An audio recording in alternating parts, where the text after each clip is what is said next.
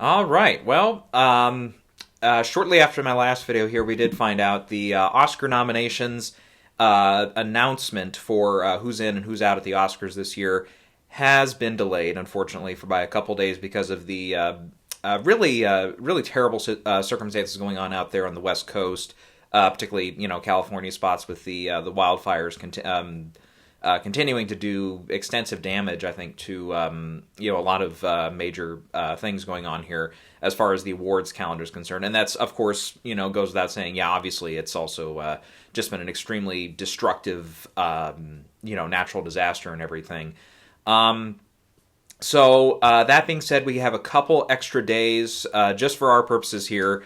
Without getting too down and stuff, and without spending a sermon talking about the wildfires for 30 minutes, we're gonna just keep going here. Just glad that as many people are safe as they are, that the death count hopefully stays as low as it possibly can, and that I know there's some people, particularly on kind of Midwest parts of the country, some eastern parts of the country, that are very oh, it's all the rich people that are affected only. No. There's a lot of people affected by this. So, but a lot of stuff, some of the nature stuff, of course, is going to be hard to replace, but homes and everything, as devastating as that is, we can always rebuild, we can always build that back up. So without, without being too maudlin and too negative on all that, and without, kind of bringing up those scars and everything right now, let's go ahead and jump into some major Oscar questions that I have. Some stuff that we're, I think a lot of us that are in the Oscar fan and the predictive world are going to be discussing here in the next week, as we are 8 days away, technically, now from the nominations coming out. So what I'm going to do, we're going to go over the questions and stuff, and then I'm going to go through my predictions right now as I have them in each of the 23 categories. So, obviously, there's room for change. We're going to do another, final predictions video later next week, probably around Friday or Saturday now. Give me, again, with that 2 extra days, that does give us some time. More time to reflect after the BAFTA nominations are out, too, which is a little bit of a benefit that, you do have that extra time, but it's also a little bit like, oh, okay, is that going to give us too much time to where, we get something off the BAFTA and then we overthink it and maybe make a last-second prediction that goes either pro or against BAFTA nominations that ends up being incorrect. So, anyhow, with that all being said, let's start with the questions here. Really, a lot of these questions, all these questions kind of go in the sequence of like Best Picture being the first one we'll talk about, down to, I think, Animated Feature is the last one I have a question about. So anyways, as far as the Best Picture category goes, I do have a few questions here. The first question, I think, is a question a lot of us are asking, and that is, what is the frontrunner for Best Picture? And it's hard to say at this rate. I don't think there quite is a clear and easy one. This feels kind of similar. I'm thinking back to like the 2015 year, which is The Revenant versus Spotlight versus The Martian versus The Big Short. There was a lot of potential winners that year. And this year, I think, we'll talk about here, because the next question I'm going to ask here has a, I think I have an answer for my next question. But who is the frontrunner for Best Picture? I don't think there is a clear and obvious one. I think we're getting a lot of mixed signals from these early precursors here. BAFTA could help us in a couple places here. If any one of the movies that I'm going to list here for my next question have really bad days at BAFTA, have just really miss a lot of key categories, then that could affect this first question, what is the frontrunner? So I think that's my answer to that one, short and sweet. And it kind of ties into my next question, which is what movies can win Best Picture about a week out from nominations? And my answer to that question is 5. I think 5 movies are lined up to potentially go all the way to win Best Picture. And just in the order of how I have them listed right now for most likely to least likely, they are The Brutalist, Anora, Conclave, Emilia Perez, and Wicked. I think those 5. Now, I do have a little list here that I'm going to go through. Pros and cons. We've done this, I remember back, I think it was the Best Director category that year in 2015, right? I think was it leading up to DGA or something? Where I ultimately did get the prediction correct with Alejandro Iñárritu, even though everyone was thinking either Ridley Scott or maybe George Miller for Mad Max, or like, a couple of those other contenders. It was like really up in the air, and I was like, no, I like Alejandro Inarritu's chances for the Revenant. And boom, he won. And then mistakenly, then I went on the Best Picture frontrunner bandwagon thing for the Revenant, and that didn't come true. Anyways, for movies that can win Best Picture, though, let's talk about it. The Brutalist. Pro, it won the Golden Globe for Best Motion Picture Drama. That's not the most predictive of a lot of these precursor awards, and it's not going to end up, I don't think, being the end-all, be-all this year. It is a pro, though. It is showing that at least early on here in the season, that when stacked up against movies like Conclave, at least, because the rest of these were in the comedy musical category, that it can beat out a movie like that. Another pro is that it is potentially, it's got a chance, I don't think it's going to be the one, but it's got a chance to lead nominations on Sunday morning. Which again, sometimes can be more predictive than not. We have seen, in recent years that like your most nominated movies like Oppenheimer, that went on to win. But then a movie like Coda, which had one of the fewest nominations of Best Picture nominees that year, that went on to win. And The Power of the Dog, which was the front runner and, kind of became that, and was the most nominated that morning, that ended up only winning one Oscar for Jane Campion for Best Director. So it can hurt you in some ways, I guess, if you become too much. La La Land is another one that led nominations, and it still had a good, healthy haul of, 7 wins, but it couldn't win for Best Picture. Con, it was not nominated for SAG Ensemble, and SAG Ensemble has had some losers here in the last few years. We have seen Shape of Water miss and go on to win Best Picture. Nomadland missed and went on to win Best Picture. It's not impossible, but it's a big stat, and it's a stat that stood for 22 years until it was Shape of Water that finally knocked it down. Because as we recall, La La Land we thought was going to break that record the previous year, and of course La La Land, not nominated for SAG Ensemble, did end up losing Best Picture. And let me check. Didn't Green Book also... I was going through my list here. Didn't Green Book also miss for Ensemble? I believe it did. I would be shocked if it was nominated now that I'm thinking about it. Because that was... I'm trying to remind myself, what won that year for SAG Ensemble? Let's see here. That was 2018. Oh, the Black Panther won that year. That's right. That was another year. It was a little up in the air as far... At SAG, at least, that year. That was a little up in the air. So yes, Green Book was another one that missed Ensemble and went on to win Best Picture. I'm trying to think. I think that's it, isn't it? Because Parasite won SAG. That went on to win Best Picture. I'm just thinking the recent ones here in between. Coda won and went on to win Everything Everywhere All at Once, and then Oppenheimer. Yeah. So that's the only 3 in recent history: Nomadland, Green Book, and Shape of Water. So when we look at, technically though, when we do look at this in long range here, that's 3 times. It is recent. All those 3 times have been within the last 10 years. That being said, that stat does stand, as more predictive over time, that it probably hurts The Brutalist more than it helps it. If this had been starting in, say, 1998 or 97 or something, early on in the years of SAG, that we had a Best Picture winner miss for Ensemble, then we'd say, oh yeah, we can list this, all these examples. The Brutalist only has 3 to really back it as far as its potential to keep going and win Best Picture. Let's talk about Anora next, some pros and cons for that one. Pro, was nominated for SAG Ensemble. That was SAG was a huge comeback moment for Anora, I think. It's a movie that I think it's never going to be in the discussion, and it never was in the discussion this year, for which film is going to be the most nominated film on Oscars morning. It just never really had that chance. It's not a period piece. It's not likely to dominate across the tech categories. And even very early on in the year, we all thought it was down for probably only one acting Oscar nomination. Turns out it's probably in good shape to get at least 1, possibly 2. With an outside shot of maybe landing a 3rd, but I would that feels like a stretch to me. I think Anora would really have to overperform for that to happen on next Sunday. But being nominated for SAG Ensemble, getting some key nominations at Critics' Choice, being on a lot of BAFTA long lists and stuff for key categories, that helps Anora. Con, it did lose both Best Film and Best Actress comedy musical at the Globes, where it seemed, on the surface, like it almost had those categories in the bag. Seemed. Now, I get it. It is a competition. It is kind of hard to predict this stuff. And Globes, once in a while, they do really like to kind of go their own way and throw a wrench into everyone's plans. That being said, the fact that it did lose, again, does show that when it comes to stacking up, say, Mikey Madison's performance against someone like a Demi Moore, they preferred Demi Moore, at least in that circumstance. Now, it is a different, obviously, that being said, it is a different set of voters each time.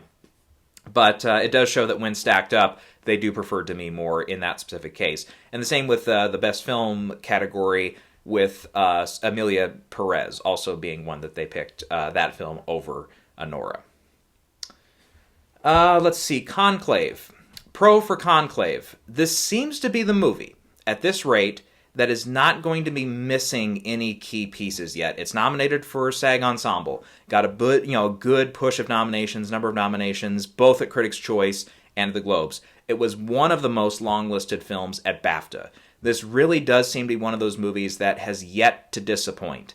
It could have gotten more love at SAG, you could argue, but it's still up for Ensemble. It still got Ralph Fiennes nominated. It's not like it only got Ensemble and nothing else. That would have been weird, particularly since you had, Isabella Rossellini, possibly one of the guys in Supporting Actor, and Ralph Fiennes, who could all potentially end up getting nominated on Oscars morning. The con, though, is that this one has yet to really prove itself as someone that can come above a lot of these contenders.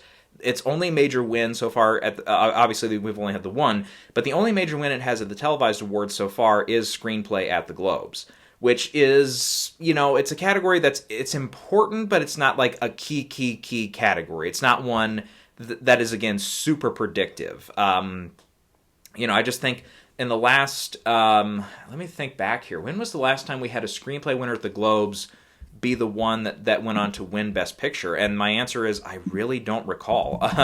It's been a while, I think. So, because I'm thinking last year, it went to Anatomy of a Fall in a bit of an upset last year, I remember. That obviously did not go on to win for Best Picture. Let's look here at recent winners. Otherwise, he had Banshees of Inisherin win in 2022. That did not win anything at the Oscars. Belfast won in 2021. That didn't win. Trial of Chicago 7 in 2020. That did not win. Once Upon a Time in Hollywood 2019 for Quentin Tarantino. That did not win. You have to go back to 2018. Green Book won. That's the last time we saw a Best Picture winner at the Globes win for its screenplay. Birdman also won in 2012 for the record.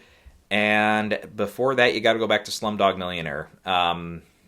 So yeah, it's not the most predictive category. It does show that, yeah, there is still some support for the movie. It's not like it's like The Irishman or one of those movies from previous years, or in some cases, Killers of the Flower Moon last year, where it's like it just keeps getting shut out at major category or at major award shows, even when it's amongst the most nominated films and stuff. So it hasn't shown like that it's, a film that's been able to overcome a lot of these other contenders. Now, that being said, could it be a case like Coda, where it loses some stuff early and then gets on a track once we get to the major guilds? We will see. Let's talk about Emilia Perez. Pro, it did win the Golden Globes. That's a big plus. It was kind of a little bit of an upset win there for comedy musical film. We had discussed it as a possible upsetter, but I didn't predict it, of course. And another pro that kind of goes along with that, this, I think, is the film that is likely to lead nominations on Oscar morning. In fact, I've got it right now down for a record-tying 14 nominations, that's quite a bit. We don't often see that happen. But right now, I think it is the film to lead nominations. I don't think Brutalist or Dune is quite going to be able to top it. I don't think Conclave is quite going to be able to top it. Those three will definitely be in contention, though. If Emilia Perez, for whatever reason, starts falling short in some of those categories that it's kind of on the bubble for, and it ends up only with 8 or 9 for some reason, then yes, then we could see another film take over. But it would have to have a pretty disastrous morning, I think, to fall out of that spot. Those are both pros for it. A con I do have on this one, and it's a weaker bit of a con because, so far it has shown out as doing pretty well. There is some mixed to negative reactions to the movie amongst the public and amongst some of the Twitterverse people. We have seen some films kind of struggle after that happened. The biggest one, of course, going back to 2017, my personal favorite film that year, the one that I thought could go on to win the whole thing, 3 Billboards Outside Ebbing, Missouri, where all of a sudden we had all this negative backlash come up, and it was like out of nowhere it seemed to sink the candidacy for the movie outside of its SAG wins and stuff that year. Because at BAFTA, it kind of struggled a little bit, and then at the Oscars, it only ended up winning just the 2 acting categories, as I recall. I don't think it won anything else. So I'm not going to say, again, that it's in a position like 3 Billboards where it's like absolutely guaranteed to start losing stuff. But that being said, when we do get to the Oscars, what are its guaranteed wins? And the answer is, well, probably international film. Zoe Saldana seems to be the front runner for Best Supporting Actress, but we'll talk more about that later. Because as some other people in the comments here had pointed out, that race could now be up in the air a little bit. Otherwise, what else is it guaranteed to win? Best Song? That's about it. Best Song and International Feature, and then maybe Supporting Actress. It's not a guarantee to win for Best Actress. It's not a guarantee to win for Best Director. As a matter of fact, it's some have argued it's probably not even going to get nominated for Best Director. I don't know. It just feels like one of those cases where, maybe, yes, it will be, and it is. It's kind of a weird situation, too. I pointed this out before.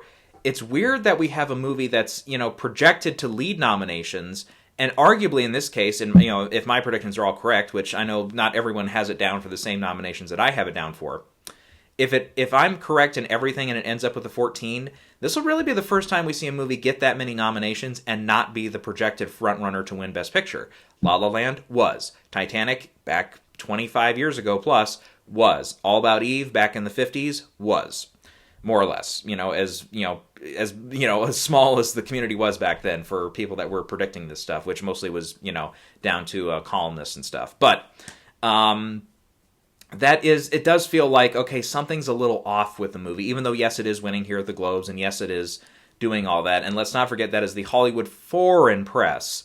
So it's not, too far of a stretch to say, because it is, an international movie, most of it spoken in Spanish and everything, that, maybe that one did appeal more to those voters than it may at something like a Critics' Choice, where if we look, and it's not the best predictive ever, but like the Rotten Tomatoes meter, for example, on that movie, it was in the high 70s, last I checked. Doesn't mean the critics are going to, blanket when we get to the Critics' Choice Awards, but, it could be one that maybe doesn't have, as much support there. SAG, well, it got the ensemble nomination. It got Zoe Saldana, it got Carla Sofia Gascon, no Selena Gomez, no stunts, which I had it down for, and that was kind of a little bit of a, I guess, because I felt like they were going to get an ensemble nominee, or at least a movie that was possibly nominated for Best Picture. I thought that was maybe one that, could happen. I don't know. it was kind of a, just try it, stick, throw it at the dartboard, see if it sticks kind of prediction there. But you got to with that stunt ensemble category. They always throw in that one, out of nowhere thing that makes no sense. Anyways, let's move on to Wicked really quick. Big SAG performance from Wicked. I mean big. I was a little down on the movie. I did not think it was going to do as well at SAG as it did, but getting Jonathan Bailey in, getting the stunts, getting that ensemble nomination is huge. And now, after seeing that, and seeing that potentially, now I would feel a lot better about this. I would say it's almost like a, wow, this does completely shift the race type deal. Ariana Grande could win there at SAG. The only thing that really stops her from absolutely, for me, absolutely predicting it 100% is that Zoe Saldana and her movie, Emilia Perez, are up for ensemble. If that had missed for ensemble, and and everything else that had happened with Wicked still happened, I would totally be predicting Ariana Grande.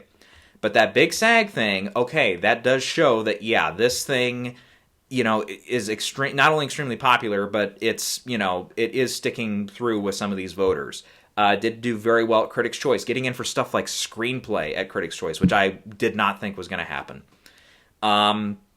It is, again, long listed on a lot of different categories for BAFTA. So I don't think it's quite going to be like the most nominated film. I don't think it's going to be, 10, 11 nominations. But, if it lands like 7, 8, it'll be, Keeley and securely in that second tier of nomination numbers and stuff. Then, yeah, I think that's still a great day for Wicked, and it keeps its hopes alive for winning Best Picture. Is this going to be the first film since Coda? Well, technically not even since Coda. We'd have to go back probably to Grand Hotel for this stat. would this be the first Best Picture winner that misses Best Director, possibly Best Screenplay, if it doesn't get in, and Best Film Editing, and go on to win Best Picture? Do we have to go back to Grand Hotel the last time that happened? And I think so, because, stuff like Titanic missed for Screenplay and went on to win Best Picture. That had Film Editing and a Best Director. Both those were wins for that film. I'm trying to think, what else? Is there any other ones recently that have won Best Picture without Best Screenplay? I'm trying to remember, because that's a stat. You go back a little further, you'll find more examples, but it's usually in the older years of the Academy. Because, it's not a guarantee to get in for Best Director, especially since DGA, which we'll talk about with one of my next questions, actually my next question, with DGA not going for John M. Chu, which I thought could happen. I didn't have official predictions out for DGA, because... I don't know. I just, when it comes to a lot of these guilds, I kind of just let them give their stuff, other than SAG. SAG I like to predict. But like, PGA, it's like, you could list like 15 movies and say, okay, just take out a few of these and that's your list. I don't know. I feel like it's something I haven't really done the last couple of years and I don't plan on doing in the future. But, I thought someone like a John M. Chu really could have, been the fifth one to get in for Best Director. We saw freaking, what's his name, director of Top Gun Maverick get in here for DGA 2 years ago. So, John M. Chu, he feels vulnerable. He's not on the BAFTA long list for Best Director, as I recall. So, so that's going to be a big stepping stone. Screenplay. That adapted screenplay category, it's a little weaker this year than we were maybe originally expecting, but... That being said, I still don't know if it's a guarantee to get in. Doesn't feel like a guarantee to get in. We'll talk more about the adapted screenplay category a little later. But how about film editing? Film editing is a pretty stacked category this year. Because, we've got Brutalist, Anora, Conclave, Emilia Perez. They're all in the discussion to get nominated. Dune Part 2 is in the discussion to get nominated in that category. Some would argue a film like September 5 could surprise us, and even though it's been kind of collapsing as of late, that could still get in for film editing without a picture nomination, without a screenplay nomination. It could be a one and done in the film editing category. Challengers could get in for film editing. There's a few others. We'll talk more about it in that category later, but it's a pretty stacked category. So, as of late, the film editing category has still been a very, very helpful category for these best pictures.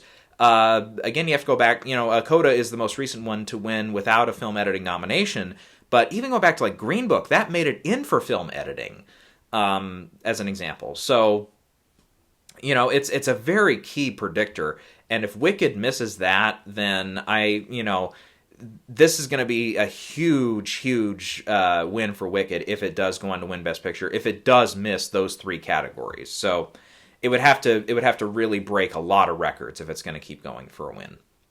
So, next question that I'm going to ask here: how many nominations will a Complete Unknown get? All of a sudden, it feels like Complete Unknown has really sprung onto the scene with the SAG Ensemble nomination, and more importantly, the DGA nomination for James Mangold. Who had that on their bingo card? I certainly did not. Mangold has never been like a favorite of like the Directors Guild, as an example, but. What's the ceiling for this movie all of a sudden? I feel like that ceiling all of a sudden has gotten way higher. Because right now, with my current predictions, I have it down for 5 categories, and it's got potential to grow. I think this could get into 6 categories, possibly 7, maybe even more than that. I think it's there's a real question of, can this thing actually go over the top and all of a sudden become, not a third tier, like in that, 3 or 4, nomination thing, to the 5, 6, 7, 8 range, where it's in that kind of second tier, with top tier being like 9, 10, and more. So that's usually where I put the tier lists and stuff for like number of nominations you get. But usually, sometimes when you get a year where it's like, okay, one gets like 11 and then the rest of them get like 7, 6, 6, somewhere in that range, then you might adjust it accordingly. But still, all of a sudden, Complete Unknown, especially with the big DGA nomination for James Mangold, it is longlisted for a lot of categories over at BAFTA, maybe more so than we were expecting initially. Dang, all of a sudden this thing feels like maybe it's not going to win Best Picture, but it feels like it's in that second tier. It's in that kind of, again, 5, 6, 7, possibly even 8 nominations could be coming for the movie if it overperforms on Oscar morning. So, that's a good question I have. The next question I have, and we're kind of getting out of Best Picture predictions into stuff like Best Director, Here's my next question. Will Dune Part 2 have a sophomore slump when compared to its to the original movie's number of nominations? This is a genuine question I have, because as we recall, some people have made this comparison. I have not through the year, because I didn't really put it on the same pedestal, but some have compared Dune and Dune Part 2 to like Lord of the Rings, Fellowship of the Ring, and Lord of the Rings, The Two Towers. Now, I'll check this just to make sure I have the right number, but as I recall, the first Lord of the Rings, Fellowship of the Ring, that landed, it was like 13 nominations, I want to say. Hang on, let me just see what comes up here. Again, I want to say 13 nominations for the movie. Yep, 13 nominations, yep. And then that was in 2001. Now, the biggest thing that I'll say about this, though, a big point, it has to be made clear, it's not, this. We have to remember, in 2002, when Lord of the Rings Two Towers came out, it was a stacked year at the Oscars. That was one of the most competitive races, just for in general at the Oscars, that we've ever seen. That was one of the most extremely tough years, especially with only five nominees for Best Picture. It was extremely tough to whittle down what those 5 nominees were going to be, which we ended up, just for a history lesson, Chicago, which won and went on to do really well that year. Gangs of New York, The Hours, Lord of the Rings Two Towers, and The Pianist were all nominated for Best Picture. That left out movies like Talk to Her, Adaptation, About Schmidt. That left out movies like Far From Heaven. That left out movies like Catch Me If You Can. I'm trying to think. There were a couple other ones that year that people thought had a chance to make it in for Best Picture. I'll keep looking here. Some people thought Road to Perdition, maybe, with all the tech support, and coming from Sam Mendes, who had just won Best Picture a couple years ago with American Beauty, thought that one could sneak in for Best Picture. I'm trying to think, is there anyone else? I think we hit a lot of the major ones. But that's more than, that's like 6-7 movies there that were not nominated for Best Picture, that were in the discussion to get nominated. That's a tough year. When you've got a 5-film category and you've got like 12, 13 contenders, or 11 or 12 as I named off there, that's hard. That's hard to predict. So Two Towers, in a very tough year, did struggle, and it only landed 6 awards. That's less than half of the performance of Fellowship of the Ring. Now, this is, this is more than 2 decades ago now, as long ago as that feels, to a lot of us that were around. But is Dune Part 2 going to have a sophomore slump and land, a very small number of nominations when compared to the first Dune? The first Dune, let me, again, double-check my math here, because I thought I had it down when I checked. I thought it landed 11 nominations, but it landed 10 nominations. Okay, I thought I had it down for 11, but yeah, that was 10 nominations. So if that same math applies, Dune Part 2 would only get 4 or 5, if that's the same thing. Now, is this as stacked a year for like Best Picture contenders as 2002 was? Frankly, I would say no. So I don't think we're going to see the exact same math as far as, seeing less than half of the nominations still come true for Dune Part 2. That being said, does this mean that in more competitive categories where the first Dune was nominated, Dune Part 2 is vulnerable? Absolutely. Case in point being the director race. All of a sudden, Denis Villeneuve, who, 2-3 months ago we would have said was a lock for this category, he finds himself right now in the Gold Derby odds in 8th place. And is expected to miss the predictions. He has missed the Golden Globes and now DGA for Best Director. Frankly, I think BAFTA, he's going to struggle at BAFTA to get in for Best Director. He wasn't nominated for the first Dune over there at BAFTA. Yeah, all of a sudden that's one category that, sure, the first Dune also missed that category, to be fair, but it's expendable there. The screenplay category for Dune, that feels vulnerable. So I'll get to my predictions there as well. Another couple ones. How about makeup and hairstyling? It feels kind of vulnerable there. Production design feels vulnerable there. Film editing. I have it in for now, and obviously we'll get to more of these predictions later. But it feels like it in a very competitive year for that category. What if it does fall out? It could. So that's already, 3 nominations less than it had last time, because last time it did get the screenplay category. Last time it did get production design. It did get hair and makeup. If it does fall out of film editing, then that's another one that it's down. So, That would get us to like 6 nominations for Dune Part 2. So we're kind of in that ballpark. So will Dune Part 2 have that sophomore slump? We will see. Definitely, if it performs poorly at BAFTA, all of a sudden it's missing from a lot of those tech races, I think we'll have our answer there. Next question I have, we're getting into some of the acting races now, more acting race-centered questions. For Best Actress, will the Golden Globes Drama Actress Winner stat finally break? I think I mentioned this in one of the other videos there more recently. When Fernanda Torres won on Golden Globes night for Best Actress Drama, that was one of those kind of out of, not totally out of nowhere, because I'd heard a couple people say maybe she had a slight outside shot. Like, again, I'm literally talking 2 people. Like, I don't know.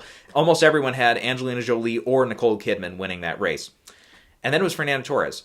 And it kind of brought up a key stat, because Fernanda has been someone who's been kind of, in that 7, 8, 9 range for a lot of us for Best Actress. It felt like, Angelina Jolie and Nicole Kidman, Marianne Jean-Baptiste, they were ahead of her up until that moment where she won Best Actress Drama. And we talked about it. The last time you had a solo Best Actress Drama winner go on to miss the Oscar nomination, doesn't have to win, doesn't have to repeat the win, but just miss the nomination, never happened. Never happened. Never a solo winner. The only time we did see a winner, technically a winner, is on a 3-way tie, and we mentioned it for Shirley MacLaine back in the late 80s. So that's the only time we've seen a Best Actress Drama winner not go on to repeat and be nominated at the Oscars. So that's a long standing stat. A long-standing stat. Never has that happened for a solo winner. So is that stat going to break, which means she doesn't get nominated, and then we're going to see someone like a Marianne Jean-Baptiste, possibly an Angelina Jolie come back, possibly a Nicole Kidman, even though she's missing SAG and Critics' Choice, come back and be nominated? Or is there another contender out there like a Pamela Anderson who just made SAG that could potentially break in? Or maybe someone who could get in at BAFTA and still stick around, Kate Winslet for Lee, maybe. She's a past winner. And as we've seen in this category and others in the acting categories, if you have a past Oscar winner that's kind of in the race, kind of in the discussion, is doing a lot of campaigning, it's a movie that enough of them are watching, they can get in. And we'll talk more about that here actually in a few minutes here when I get to one of my next questions. Next question. This has to do with the supporting actress race. Is Monica Barbaro this year's America Ferrera? As it stands right now, America Ferrera last year when she got in for Barbie, she only had one precursor to her name, and that was the Critics' Choice nomination. She missed at SAG, missed at BAFTA, missed at the Globes, as I recall. And I will probably triple check my math here. I looked this up beforehand, but because her only, I looked it up, because her only nominations at the Globes previous were for television, for I think it was Ugly Betty was the show she was on, so she only had one major precursor to her name. Right now, Monica Barbaro is only going to have one major precursor to her name, and even though it's not the same one, it's SAG. She's not longlisted at BAFTA, missed the Globes, and missed at Critics' Choice. It's a movie that, like Barbie, it's probably not going to win Best Picture, but it's doing pretty well at a lot of these Guild Awards. Got in for Ensemble at SAG, got in for DGA. All of a sudden, it's like, it's kind of a movie that's, again, feels like it's in that second tier, the same way Barbie was solidly in that second tier last year, where maybe it's not going to be the most nominated, but it's a threat to win some of these other categories. At least we thought at the time, and then it kind of dropped off a little bit, only ended up taking Best Song. But that becomes a spot where it's like, okay, do we need to reserve a spot for her in supporting actress? That's a big question. Next question. This has to do partially with screenplay and then also supporting actor. Is Sing Sing vulnerable for every single category except Best Actor? Because, if we look at it today, what is Sing Sing guaranteed to get on Oscars morning? At this rate, I'm only willing to say Coleman Domingo. At this rate, I am not willing to put it down for much else other than that. And at the moment, I have it down for 3 categories, and one of those categories it feels like it could fall out of, and that's the adapted screenplay category. Coleman Domingo is safe, I think. I've still got it in for Best Picture. And adapted screenplay, even in a weaker year, what if Wicked comes along? What if something that we're not even really talking about much more that was early on in the year, something that a lot of us had in, something like The Room Next Door? What if that makes a comeback? I'm Still Here, international movie. What if it surprises for screenplay the same way that Worst Person in the World did a few years ago? What if I'm wrong and Dune Part 2 is in, but it knocks out something like Sing Sing? What has Sing Sing also been missing, aside from Critics' Choice this year? An abundance of nominations at a lot of these award shows. SAG, only nomination was Coleman Domingo. BAFTA, only nomination, or excuse me, not BAFTA, excuse me, Globes. Globes, only nomination was for Coleman Domingo in Best Actor Drama.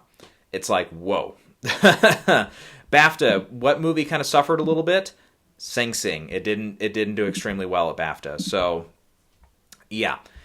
Is Sing Sing also going to fall out of screenplay? Possibly. I got to give it some more time. I don't want to hate against it or anything. I haven't even seen the movie, so I couldn't tell you that. But I don't want to sound like it's a down party, and especially since this is the movie that technically, when the Prediction Center opened for Gold Derby, the first pick that was supposed to win Best Picture was Sing Sing at the time.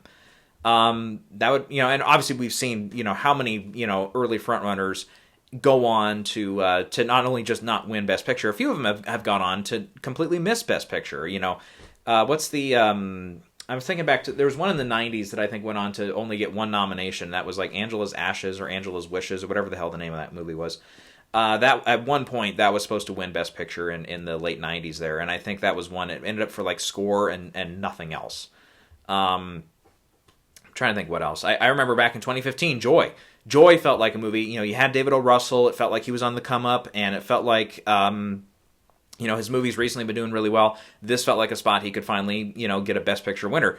Ended up only getting nominated for Jennifer Lawrence. So there you go.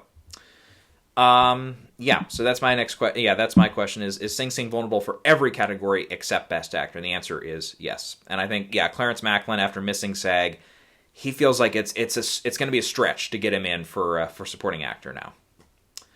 Next question. We've only got 2 questions left, and then we'll get into predictions and stuff.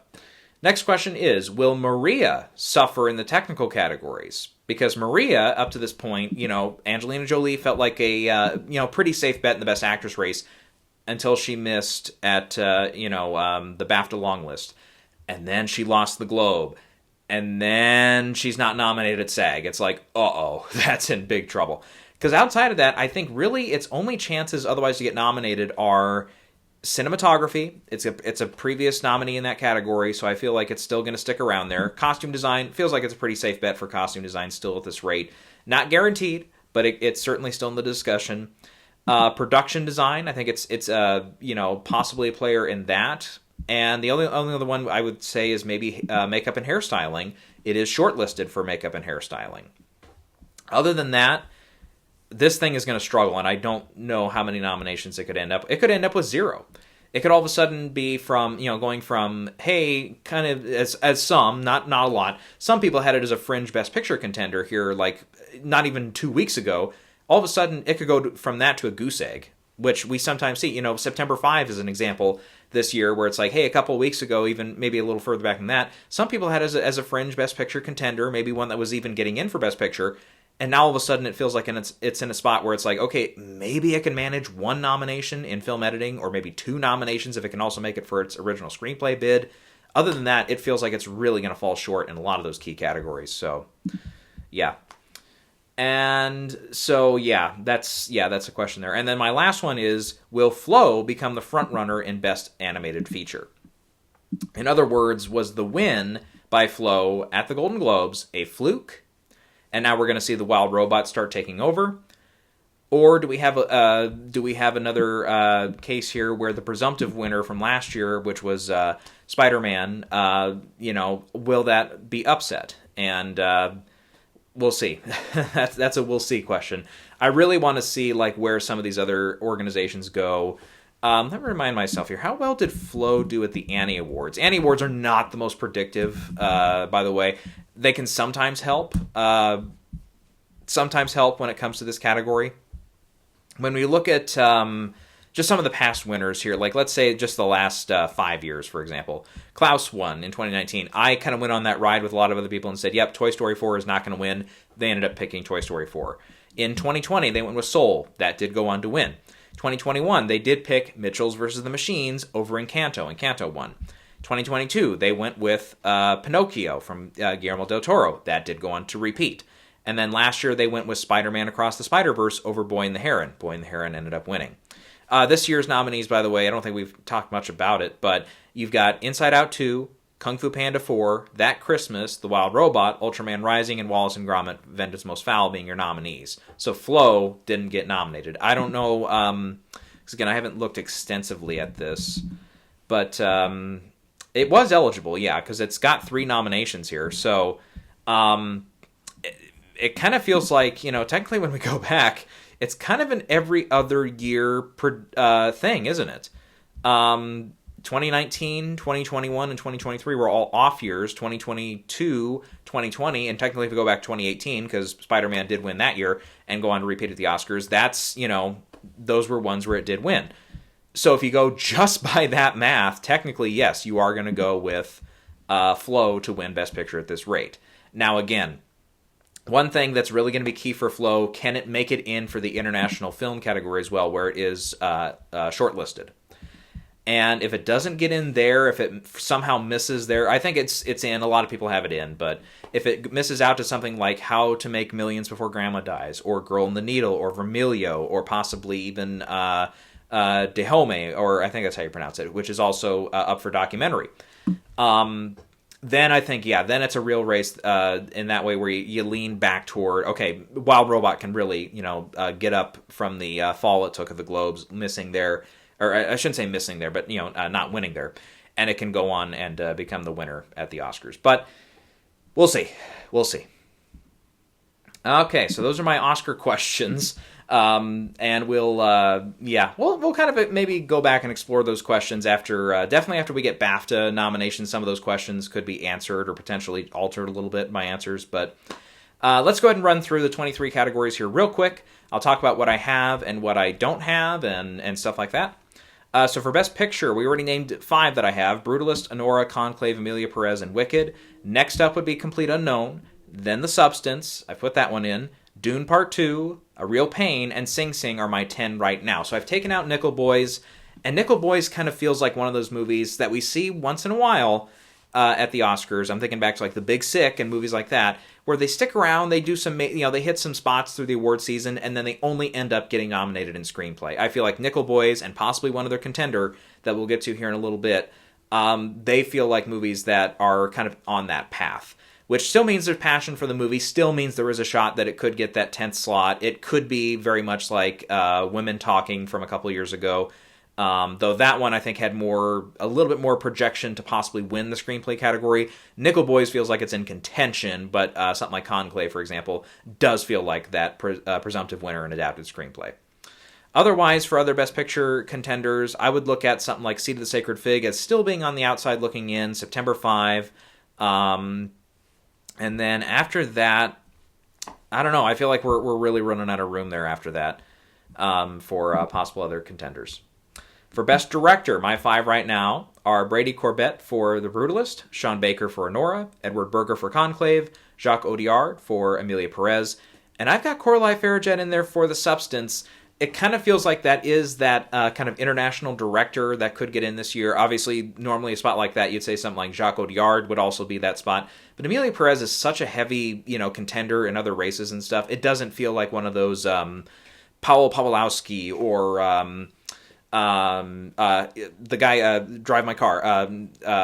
Here is Shock. No, shoot. I was thinking of his name here a few minutes ago. Now I've lost it. But he got, him getting nominated. The guy whose name I'm forgetting who got nominated for Triangle of Sadness, stuff like that. Those movies, they were kind of in some other categories, but they weren't like huge, guarantees for like Best Picture. Drive My Car and Triangle of Sadness ended up getting nominated for Picture and Director both. But The Substance, though, I feel like it has come on strong a little bit here lately. It's stuck around a little bit from those early Globe nominations and stuff, and Critics' Choice nominations. And it does feel like Coralie also kind of lies in that path where it's like, yeah, we didn't think about it last year, but yeah, we did have the female representation end up coming up for Anatomy of a Fall. Shoot, I almost had her name off the top of my head, but I don't have it now. Justine Triet, that's right. Yeah. So yeah, I think we will get another female nominated here. Otherwise, other contenders to look out for. As much as I was dismissive of it early, I think Paula Kapadia, who got the Globe nomination, she got longlisted at BAFTA too. I think she could potentially get nominated at BAFTA. she could stick around and possibly could be a spoiler in that spot. That being said, is All We Imagine Is Light a real threat for Best Picture? I don't think so. Could it be one of those really rare opportunities now with the solid 10 Best Picture nominees where it does miss picture and it only gets director? Maybe. The only other thing that when we get to those discussions, it's one thing we haven't seen in like 20 years, right? Since almost 25 years now, since Mulholland Drive, the last time we saw a movie nominated for Best Director and nothing else, and that's David Lynch. Is Palia in that, Payal, I should say, I can't remember how you pronounce her first name. I've heard different pronunciations too, that doesn't help. Is she in that spot? Is Mohammed Razulov possibly, if The Seed of Sacred Fig does miss for international feature as an example, is he also in a spot like that? We'll see. Otherwise, Ramel Ross for Nickel Boys, interesting pick there, could maybe sneak in. I did watch him on the roundtable, the Hollywood roundtable for the directors and stuff here the other day. Seems like a very interesting director, and it's a movie I haven't gotten to yet. I think it hasn't released wide enough yet to where I've been able to see it in theater, so I'd have to wait for it to come up on streaming or something, but we'll see. We mentioned John M. Chu. That's going to be a huge comeback thing if he gets nominated, because he's really, other than Critics' Choice, not been nominated at all through the season. James Mangold, I don't think he's going to get in for director here. The DGA nominees, you always take away one, and that's usually you put another one in, and there's your 5, which was the case last year, as I recall. So, yeah, Mangold, I think you got to take Mangold out. It's almost as obvious as the guy, again, I can't remember his name, but for Top Gun, Maverick, when he got in for DGA, it's kind of the same deal. It's like we knew he was not going to repeat for the Oscars. That one did end up getting a screenplay nomination, which shocked the fuck out of me, but still, I don't know. I'm not a real, even though I think Complete Unknown is going to maybe do better than we were expecting, say, even 2-3 weeks ago, as far as its total haul, as far as number of nominations, I'm still not very keen on Mangold's chances. Best Actor, my 5 are Ralph Fiennes for Conclave, Adrian Brody for The Brutalist, Timothée Chalamet for Complete Unknown, Coleman Domingo for Sing Sing, and Daniel Craig for Queer. These 5 made SAG. They're all long listed at BAFTA. I would project that with 6 nominees, they'd all get in. If Daniel Craig, for whatever reason, misses at BAFTA, which would really, again, surprise me. He's usually somebody that's... he doesn't always get nominated by BAFTA, but I remember he was shortlisted the year of... or long-listed, technically, the year of No Time to Die. So he's been an actor that they still kind of gravitate toward. So if he were to miss the 6 on Wednesday, that's about the only reason I think I would pull him. And then you could argue, okay, maybe you do go, and I would presume then that one of those 6 would be Sebastian Stan nominated at BAFTA. Then I think he could take over, even though he did miss SAG, but we'll see. Otherwise, Jesse Eisenberg for Real Pain felt like maybe a couple weeks ago, felt like he was more in contention. I don't think he's really in contention anymore. Sebastian Stan for Different Man, he did win the Globe for Comedy Musical, but... I don't know, especially, again, we've talked about it on, so much over the last few weeks here, but the cannibalization of his candidacy being up for both films and stuff, I just don't think there's enough for him to make it, particularly for that performance over something like The Apprentice, which has been sticking a little better with some of the other precursors. Best Actress, my lineup is Mikey Madison for Nora, Carla Sofia Gascon for Amelia Perez, Cynthia Erivo for Wicked, Demi Moore for The Substance, and Fernanda Torres for I'm Still Here.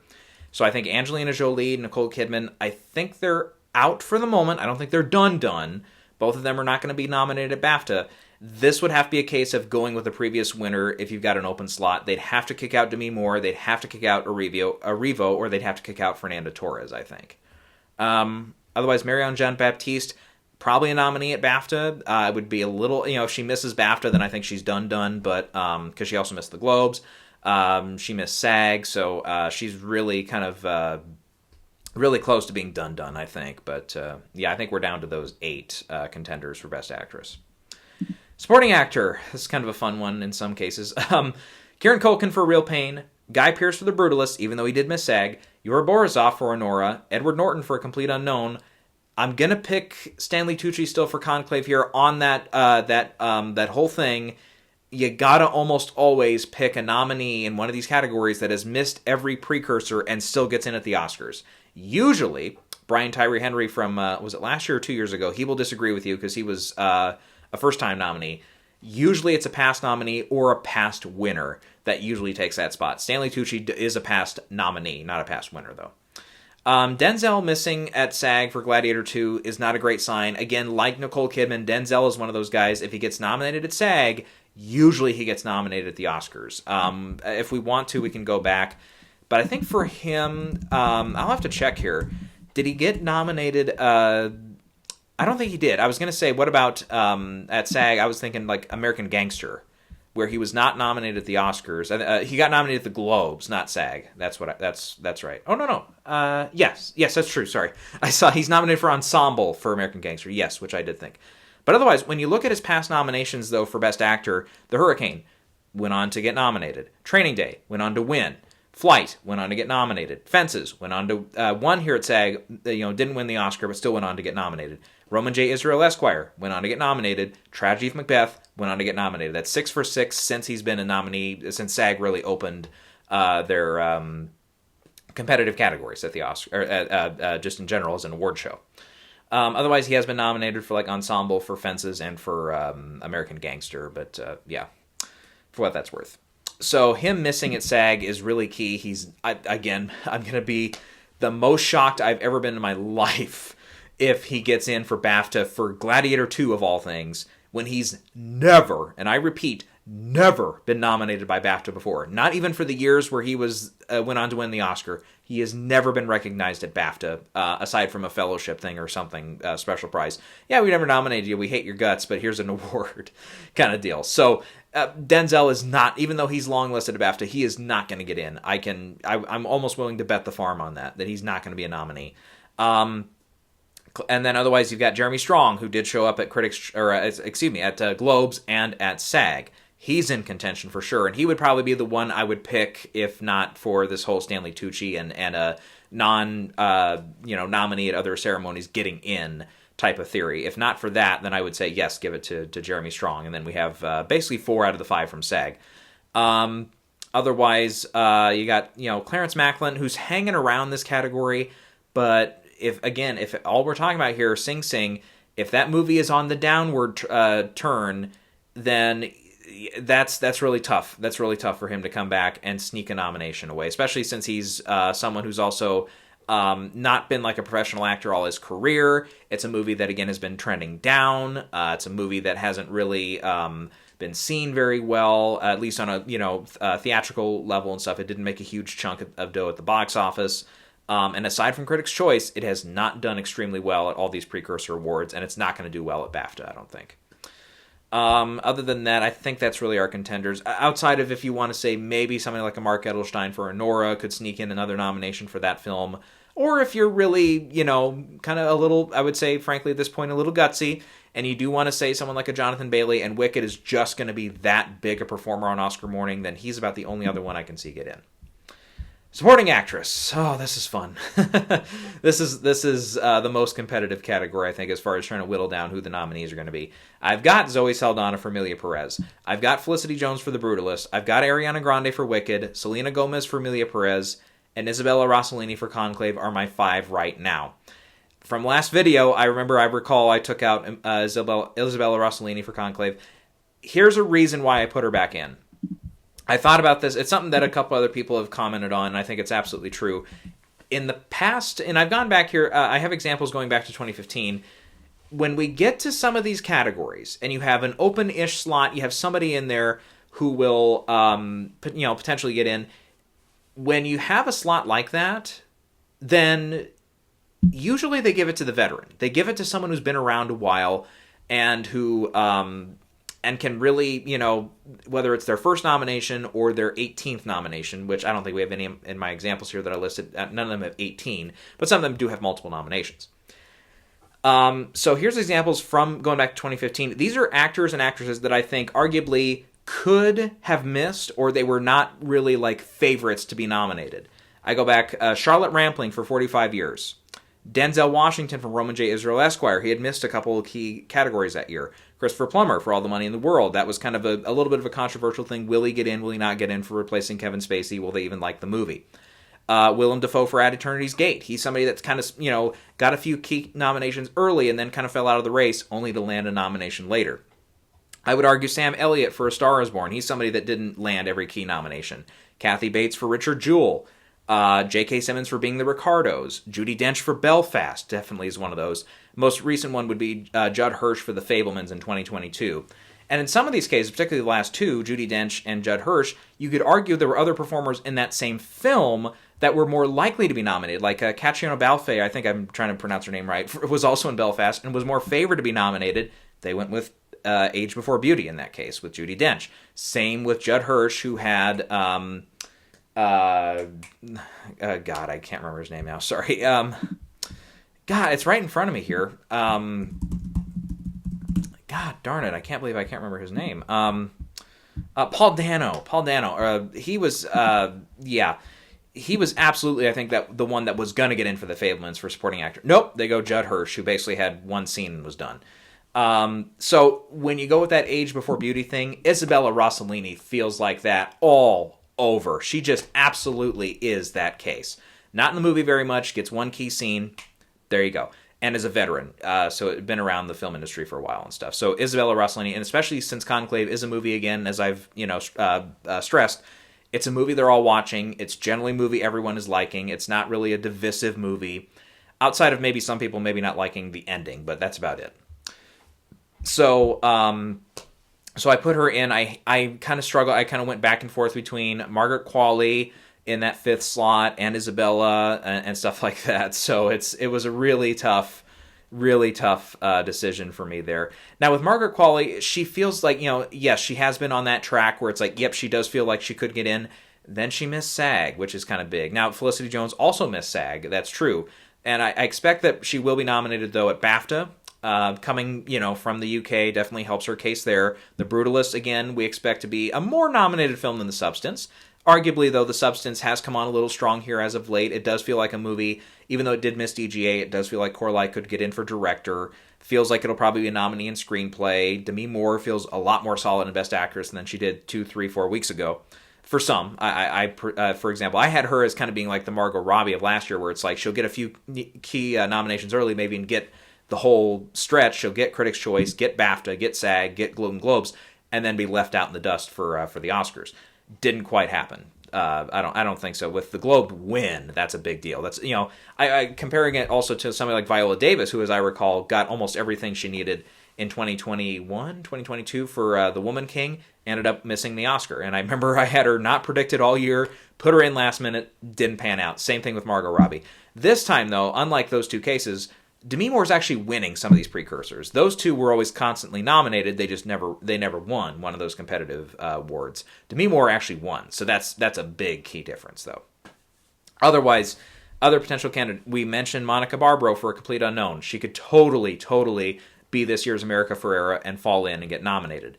And I want to see how, A Complete Unknown does at BAFTA. If it really overperforms at BAFTA and really does get like 7, 8 slots over there somehow, I might be tempted to flip around a couple spots here. But again, it's so tough.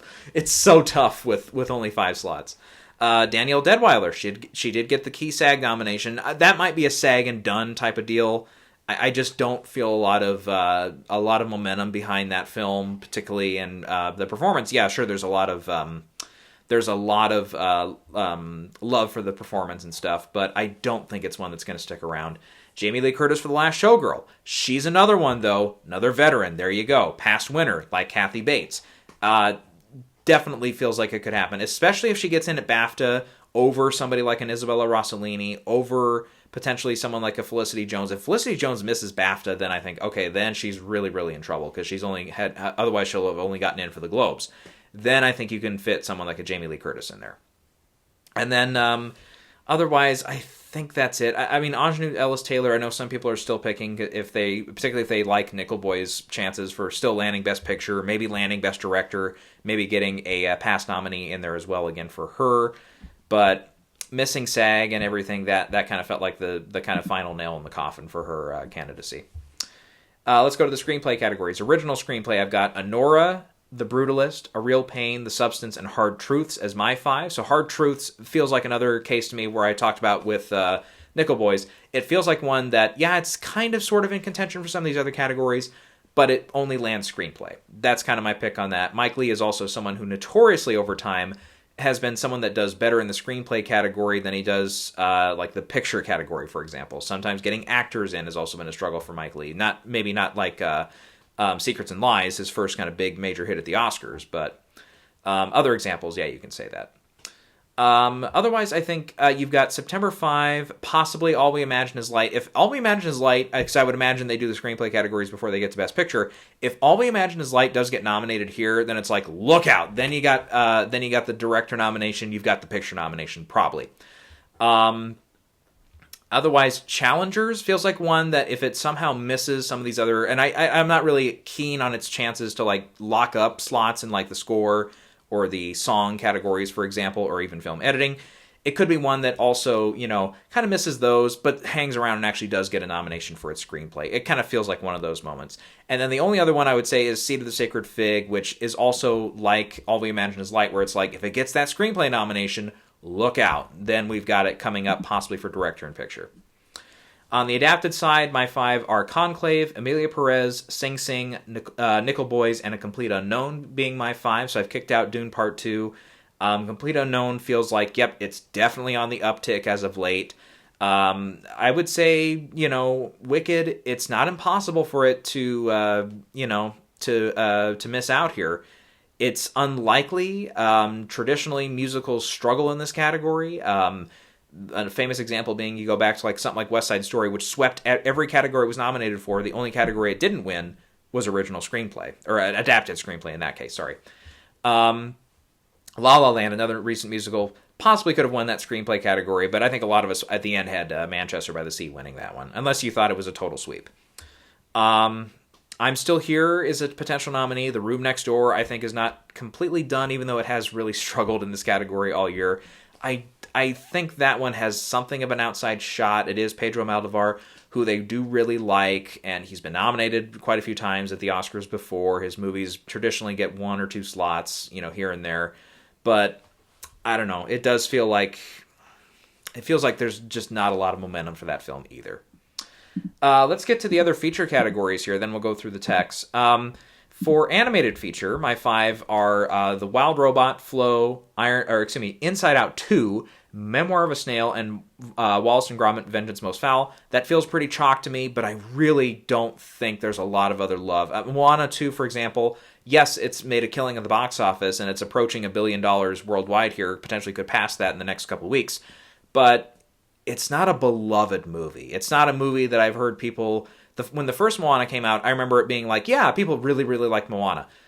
Moana 2 has kind of come and gone. It's still making money. It's still, people are still seeing it, but it's not something that everybody is just buzzing about. The same goes with, I'm thinking of like Frozen 2. Frozen 2 had all the money in the world when it was coming out. And yeah, that one maybe had a little more buzz behind it. That one ended up missing for its animated feature candidacy. Otherwise, Despicable Me 4, if it lands a BAFTA nomination, I'd be more tempted to say, okay, it's got the potential to kick out, possibly even something like an Inside Out 2, even though that felt like a complete, a complete like curveball, like what are you smoking type of conversation, going back, 3-4 months. But I don't know. If it lands a BAFTA nomination, it makes it more interesting, but there's only 4 slots at BAFTA. That's another key thing here, is one of these 5 is not going to be nominated at BAFTA just because of the parameters of the category, but... Other than that, That Christmas we talked about, that's an Annie nominee. Possibly Chicken for Linda could be something of a, Robot Dreams or something that got in last year or 2 years ago, one of those surprise nominees. But I don't know, I feel like sticking with the chalk here could be more beneficial. Then we go to the documentary feature category. And I don't know a lot of the subject matters here, but I think the one that a lot of people do like to win this category is No Other Land. And then I've got Daughters, Sugarcane, Soundtrack to a Coup d'etat, and Dahomey as my 5. The Will and Harper documentary, which is heavily advertised, it's on Netflix and stuff. It does feel like that big kind of sin in this category when it comes to predicting, which is, unless it's a very, very outside type of year, especially more recently, this has been very, very true. Don't pick the popular subject matters. Don't pick the ones that get notoriety. This branch fucking despises documentaries that are publicly noted, publicly seen, and publicly talked about. the Mr. Rogers documentary, Won't You Be My Neighbor, the Apollo documentary, Apollo, what was it? Was it actually Apollo 11? I think was the full title of it. But yeah, in 2019. Even this year for the short list, Superman, the Christopher Reeve one. Nope, that one didn't even make the short list. But yeah. Otherwise, wasn't there one last year? I remember we all there was one last year I thought too that made the short list, and then we all said nope, don't pick it, and it ended up not getting nominated. And I can't recall that off the top of my head. But Will and Harper is kind of getting into that territory too, where it's like it's such a popularly seen movie, it's so widely seen, it's on a big streaming platform like that. That's not like a I don't think it's like a super hardcore subject matter from what I understand. It seems like it's a more fun type of thing. It's got like Will Ferrell in it and stuff. No, I would just say, even though you might be tempted to pick it, don't pick it. It's probably not going to get in. They do like their more lower grassroots, lesser seen documentaries, or the more very serious subject matter ones, as long as they're not like a popular subject matter. Those are the ones that typically get nominated. And then international feature. My 5 here are Amelia Perez, The Seed of the Sacred Fig, I'm Still Here, Flo, and Kneecap. Kneecap felt like it was kind of losing some momentum until the BAFTA nominations came out and really helped it. It was one I still really like to get nominated in this category, though. Though a title like How to Make Millions Before Grandma Dies, that was a popular pick for a bit there. The Girl with the Needle has been nominated fairly consistently through the award season here, so I would actually not be totally shocked if that one sticks around. Vermilio, coming from Italy. Italy is a real powerhouse in this category. It's more often that they get nominated than they don't get nominated, and more often that if they get nominated, sometimes they still go on to win. Universal Language is kind of an outside contender at this rate. I don't think it's got a lot of momentum here anymore. At one point, I thought it maybe had a chance to get nominated still. And then Dahomey, which is also up for a doc feature. Sometimes we see that crossover, but in this case, I think Flo with animated feature, I think that's enough of the feature crossovers. I don't think they're going to have room for two this year. So that all being said, that's the feature categories. Going back to the tech categories now, starting with cinematography. This has turned into a bit of a fun category to try to predict leading up to, we don't have the Cinematographers Guild nominations out yet, but I've got Dune Part 2 nominated here, The Brutalist, Emilia Perez, Maria, and Nosferatu being my 5. Nickel Boys, it just feels like that thing, I remember 2 years ago, all year I rejected the theory that Top Gun Maverick was going to get nominated for cinematography. For whatever reason, I just, I cited a couple things like, sometimes it wasn't even the actual cinematographer or the director that were getting the camera angle. Sometimes it was the fucking actors in the planes and stuff. I'm like, I don't think the Academy's going to love that. And as it turns out, it missed the Cinematographers Guild.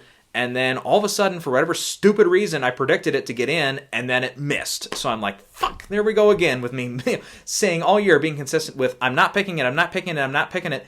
And then I pick it, and then it doesn't get in. It's one of those things all over again. So with Nickel Boys, with the point of view camera and stuff, I think again it's not coming from a previous nominee. It's really a telling sign. It did not get longlisted at BAFTA. I think that hurt it. Some people just said just because Nickel Boys didn't do well overall over there, that's part of the reason. But again, that Cinematographers Guild, and particularly the branch, they're very insular. They're very, very much a branch that really likes to nominate past winners and past nominees only, except for maybe 1 or 2 slots. 2 slots tops when it comes to that. So that's why, like, The Brutalist is going to be a first-time nominee. It's also a presumptive front-runner for the category. So I feel like in that case, yeah, when you have a presumptive front-runner, or a movie that's just overall so loved that it's a first-time nominee, like Everything Ever All at Once, stuff like that, it's like, yeah, then they can sneak it in. Then they can nominate it. But which that one did get in, did it not? For cinematography, I believe it did. If it did not, I would be a little surprised, because I could have sworn it did. Oh, no, it didn't. That's weird. Okay. God, I thought it did. Okay. Well, scratch that example.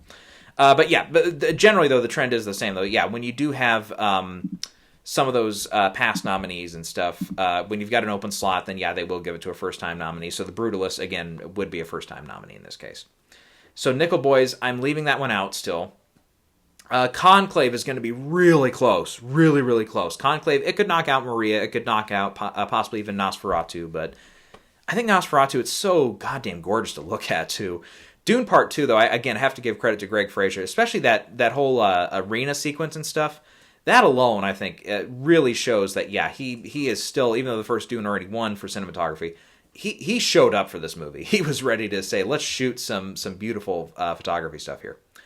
And then otherwise, I think possibly Wicked could score in this category and a little bit of an upset bid, but it's going to be tough, especially since we've already got so many other candidates kind of ahead of it. Film editing is next. For me, I've got The Brutalist. Even though it did miss the Ace Eddie nomination, that was a little weird, and it wasn't longlisted to BAFTA. That also feels weird. I don't think this one's going to miss. The only other time I can think of something like that happening where it's like all of a sudden it misses film editing, even though it's a big Best Picture contender, I'd have to go back to something like Once Upon a Time in Hollywood, which really surprised us when it missed for film editing that year. If The Brutalist does that again, then okay, then we leave room for something like September 5, something like possibly Challengers, maybe even The Substance or Complete Unknown to sneak in here if it's not going to be Wicked. Anyway, so I've got The Brutalist, Dune Part 2, Anora, Emilia Perez, and Conclave is my 5. Again, I think Dune Part 2, even though I've got it listed pretty high, that one I think does feel a little vulnerable here. It is a nominee in Joe Walker, who's been, he's been nominated a few times. He's only won once. And again, the editors branch, they're not quite as insular as the cinematographer's branch, but sometimes they do like those editors who have been around a while, still getting nominated once in a while. It doesn't happen as frequently, or it's not as talked about, but it's a possibility. It's a possibility, I think, for this one. Otherwise, the other contenders, I think we've mentioned quite a few of them here. So, I think that's what we got on that one. To the design categories, we've got costume design up next. And in that one, I have Wicked, Dune Part 2, Maria, Nosferatu, and Beetlejuice. Beetlejuice being my 5. I'm leaving out Conclave, which I think is going to be close. It's a contemporary film, which, again, those typically do struggle in this category, contemporary films.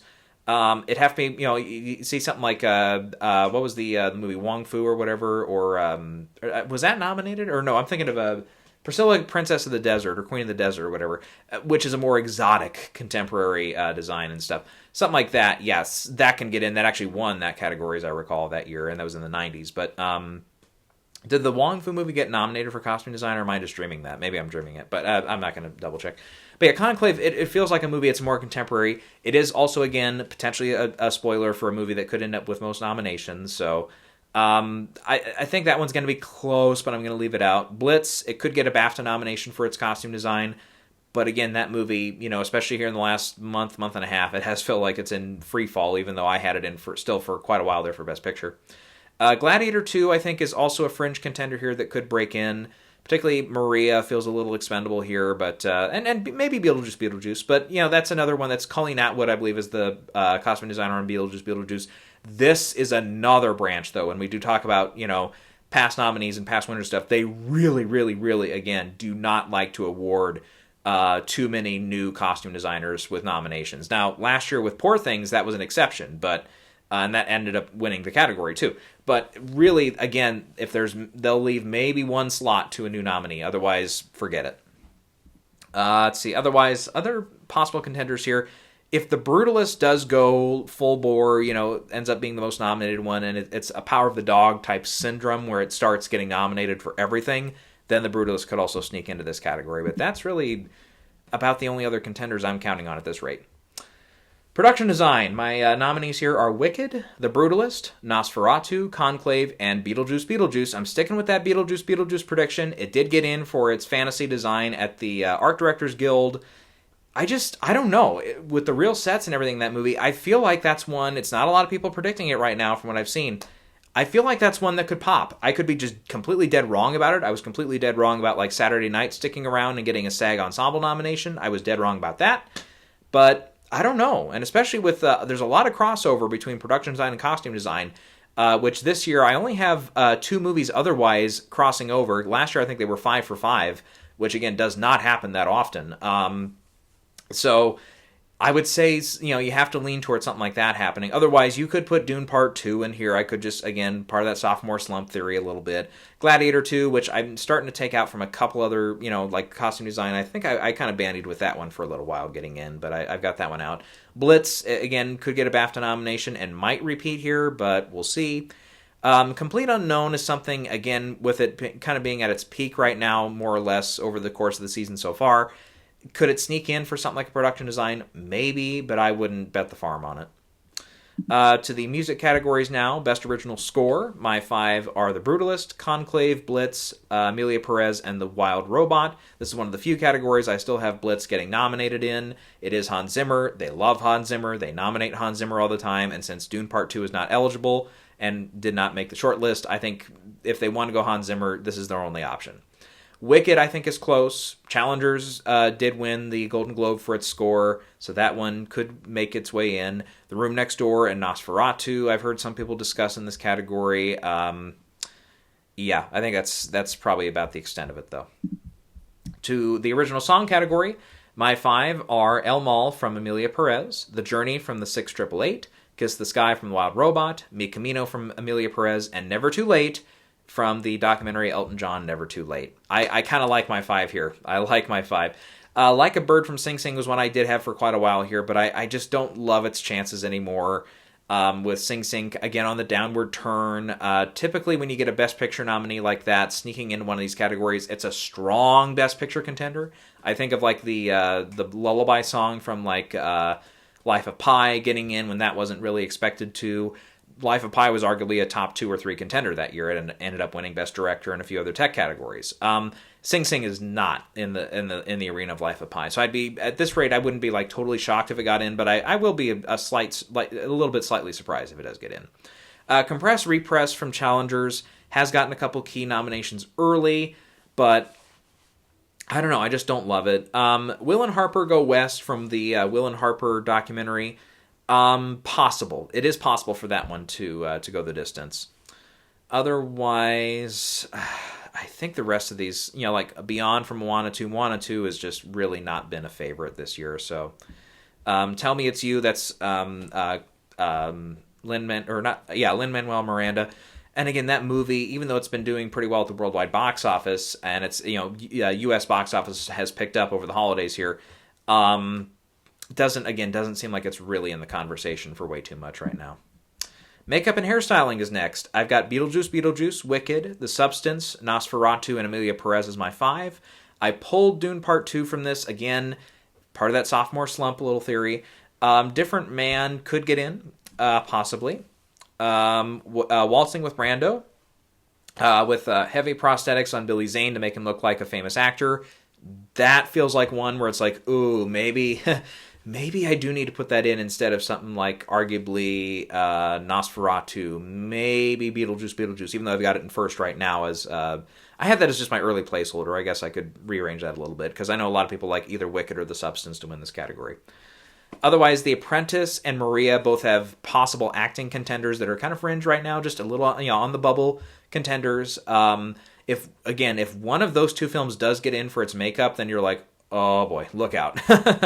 And again, we have to remember it is 2 different branches voting. So once in a while, yes, you do see the contenders with the heavy prosthetics get in for makeup. For example, wasn't, if I'm not mistaken, your House of Gucci, as I recall, right? House of Gucci got in for its makeup, or was that costume design? Let me remind myself. I thought it was makeup. That was the only nomination it ended up getting at the Oscars. Because it was kind of a hit and miss kind of contender through the awards season there. But as I recall, it only landed makeup at the end. It did, yes. Its sole nomination was makeup. And we did see Jared Leto, who at one point I thought actually could win the category for all the extensive makeup and everything. Yeah, he didn't even get nominated. So we see that example happen once in a while. Or we see the inverse where... well, that's usually, though, when we talk about winners, though, I should say. That was the point I was going to make. So let's skip that for now, because we're not talking winners just yet. The sound category, my 5 are Dune Part 2, Gladiator 2, Wicked, Amelia Perez, and A Complete Unknown. I think Blitz has a chance to make it in here. Deadpool and Wolverine has been doing pretty well at these sound editors, sound mixers guilds. It's been a pretty consistent nominee. I would actually not be shocked if we see that one get in over something like possibly even Gladiator 2. Because I feel like Wicked and Amelia Perez being in Best Picture races, yep, I feel like they're more solid here. Complete Unknown is also a Best Picture nominee, so we know, very likely at least, so we know that one's probably safe in this category as well. Otherwise, Blitz I had in here for a while, but I've got Blitz only down for, I think, score at the moment. And then we've got the visual effects category. Here I've got Dune Part 2, Gladiator 2, Kingdom of the Planet of the Apes, Wicked, and Alien Romulus is my 5th one. I did have Mufasa in there for a while, but again, It just doesn't feel like it's been hanging around. Better Man, at least from early reports this weekend, when it's going out into not wide release, but it's a little wider release, over 1,000 theaters, bombing like terrible, like maybe a total of under $1 million this weekend. So not a lot of people are interested in Better Man. It could, for its effects and stuff, it could still make it, but I'm not particularly greatly saying that film's odds are like increasing or anything. Twisters could get in, but maybe. If it was more of a superhero movie, I think it'd stand a better shot. Speaking of which, Deadpool and Wolverine, maybe. I don't love its chances in this particular category, though. Sound, I would say, it's more of a bet there for that one. All right, let's throw some stuff at the wall here and see what sticks on the short categories. Because again, I haven't done like extensive research yet. I know a little bit more about some of the subject matters of some of these. Particularly like documentary short, I've looked up, I've seen a couple articles on a couple of those. So yeah, I've got my 5 right now for animated feature, or for animated short rather. And here's my other thing, particularly if you're like me and you're looking at like Gold Derby especially, and you're seeing like, okay, what else is everyone picking? Don't just go straight 5. Have fun with it. Pick some outside contenders. So that's what I've done this year. I've got Beautiful Men, A Bear Named Wojciech. Or Wojciech, I think that's how you pronounce it. Yuck. I've got those 3 in, and then I've got Origami and maybe Elephants. The last 2 are down toward the very bottom of a lot of people's predictions right now. Now, Origami, I like the title of it and stuff, so I think that one could get in for that. And again, sometimes, maybe not the particularly branch, but especially when we get to the winners, sometimes that logic is what ends up winning the category. It's the one that has the best title. Maybe Elephants. It's got elephants in the title, especially with these short categories. If it's got kids, or particularly animals as a subject matter, those are usually pushovers for a lot of these voters. So they will typically. That's why, Bear Named Wojciech. Yeah, it's about a bear. Yeah, that's probably one to look out for. Then you do have something like Crab in the Pool. Crustaceans? I don't know. I don't think those have the same appeal. Wander to Wonder, I know a lot of people like. Some people like. I've even heard a couple people very passionate about Bottle George, that they think really, with the animation style on that one, they really like as a contender here. In documentary short, I have I Am Ready, Warden. Again, more serious subject matter on that one. Once Upon a Time in Ukraine. Again, still something of a subject matter that I think people are going to like. Michaela's Voice, A Letter to the World. I've got that one. I've got Chasing Rue. And then I've got The Only Girl in the Orchestra as my 5. And again, some of these you have to deal with the title stuff. Chasing Rue has to deal with kangaroo hunting in Australia, and particularly illegal kangaroo hunting and stuff. So particularly a subject matter like that, I'm like, oh yeah, I think the voters could really go for that. And am picking that one there. Otherwise, some people really like a couple other ones here. Let's see. What's... I'm trying to remember here. What was the one I heard about the other day that some people like? Let's see here. Maybe it's one of the other categories here that I read that little think piece on it. But yeah, I'm not sure. I've got like some people like Death by Numbers, Incident, on the Gold Derby odds at least. I don't know very much about those. A Swim Lesson. I don't know. Some people like it, I guess. Until He's Back, some people like. So, all right. And then lastly, in the live-action short category, I've got The Ice Cream Man out front, because, again, I just like the title. But, yeah, I think that one will get nominated. And then The Man Who Could Not Remain Silent, The Masterpiece, An Orange from Jaffa, and Dovecote as my 5. Onja is one some people like here. I'm Not a Robot possibly could strike here. Particularly a title like that kind of sounds like one that could make it in. So I might switch that one out for something else later. The Compatriot and The Last Ranger, a couple other titles that might stick out to some of the voters. And if they if they end up liking the short, particularly, and again, this is in the voting branch, then yeah, then we could potentially see it get in. All right, I think my voice is starting to go out a little bit, so I think that means we've been here long enough. So yeah, there's a few Oscar questions for you, and some, at least at this point, predictions in the major 23 categories. I believe this is the first time we've done all 23 categories in the same video, so yep, that's probably part of the reason why this one's a little longer. We've got Critics' Choice was supposed to be tomorrow. That's been pushed back because of the circumstances there in California, so we will wait and see on that. I believe they already listed that it's going to be later in January, so we've got another week or a little over a week, I think, to talk about, or really not talk about too much, but think about those winners there. BAFTA nominees are going to be announced on Wednesday, probably very, very early. I probably will not have time to discuss those at length until we get to, kind of late afternoon, early evening hours on that one. Then we'll get, by the way, BAFTA predictions I'm going to get out either Monday, probably Monday. I'm going to plan on Monday, the 13th, being the day that we get those predictions out. And I am going to do all the categories except for like debut by British writer and those categories that I really don't have a lot of stuff to go on.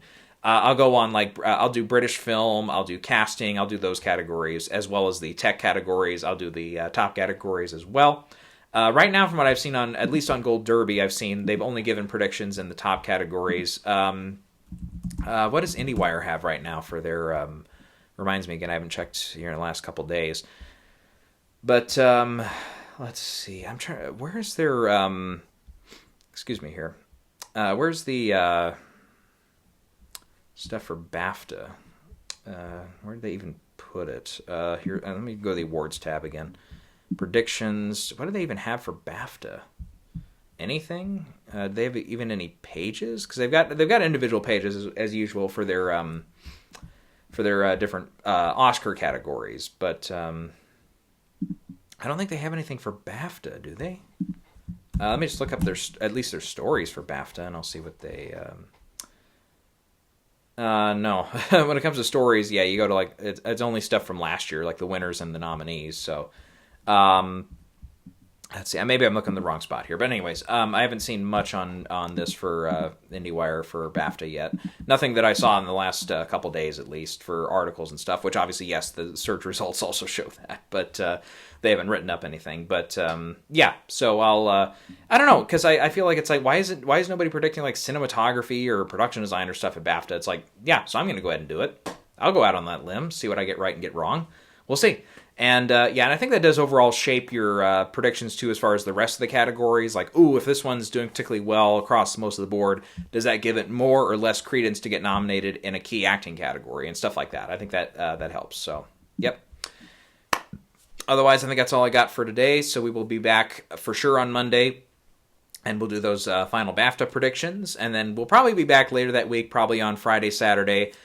Before the Oscar nominations are out, we'll kind of give some final thoughts on the rest of the guilds as they come out, because like WGA was another one that got delayed. PGA was delayed. PGA actually comes out tomorrow. I don't think we'll do an individual video on that, unless something totally crazy like Emilia Perez and Conclave and Wicked all miss, or something crazy like that, where it's like some of the top contenders, for whatever reason, are inexplainably missing.